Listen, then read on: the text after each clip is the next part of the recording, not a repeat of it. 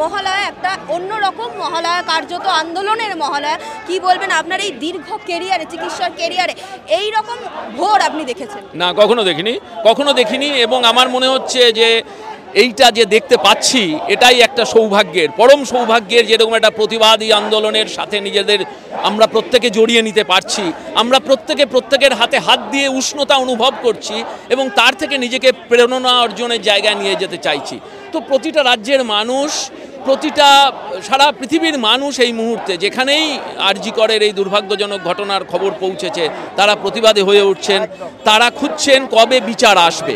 কাজেই এটা তো প্রতিবাদের পক্ষ যেটা আজকে শুরু হয়েছে, আমরা সবাই তাতে সামিল হব এবং মানুষের গর্জনে যারা দুষ্কর্ম ঘটিয়েছে তারা একটা সময় বুঝতে পারবে যে এই দুষ্কর্ম ঘটানোর সাহস আর যেন তাদের না থাকে।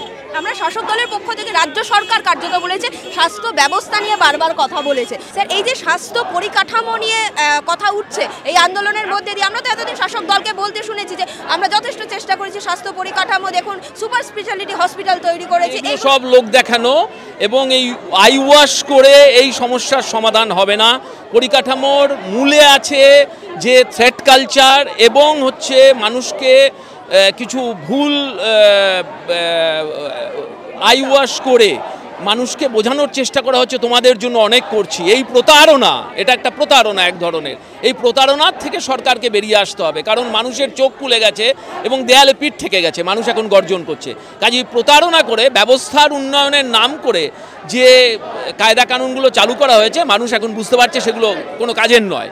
কাজে এগুলোর থেকে বেরোতে হবে, সদর্থক দৃষ্টিভঙ্গি নিতে হবে এবং ডেফিনিট নিরাপত্তা শুধু নয়, মানুষের জন্য, রোগীদের নিরাপত্তার জন্য সব থেকে আগে সরকারকে পদক্ষেপ নিতে হবে, তার জন্য পরিকাঠামোর উন্নয়ন করতে হবে। স্যার, আমরা সাগর দত্ত মেডিকেল কলেজের ঘটনা দেখলাম, কামারহাটিতে ঘটে যাওয়া ঘটনা দেখলাম, তারপরেও এই কর্মবিরতিতে শাসক দল বলছে জুনিয়র ডক্টরদের কাজে ফিরে আসতে।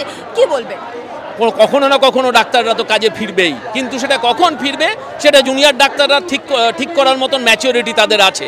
আমরা কেউ কি চায় কাজ থেকে বিরত থাকতে?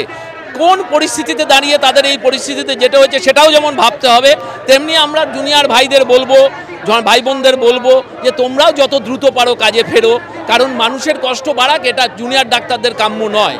যে দুর্ভাগ্যজনক পরিস্থিতিতে দাঁড়িয়ে তাদের এই পদক্ষেপ নিতে হয়েছে সেটা ভালো করে বোঝা দরকার এবং সেই দায়িত্বটা সরকারেরই, এবং সরকার সেই দায়িত্বটা না নিলে পরে কিন্তু গন্ডগোল আছে।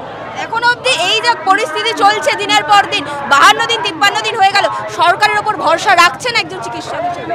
সরকারের উপর ভরসা থাকুক না থাকুক, দেখুন ভরসা এতক্ষণ পর্যন্ত সরকার যা করেছে তাতে খুব একটা থাকার কথা নয়, কিন্তু আমরা দাবি করছি আসলে সরকার যখন ভুল চোখ দিয়ে কোনো ঘটনা দেখে কোনো এক মুহূর্তে সেও বুঝতে পারে সে ভেঙে পড়ছে।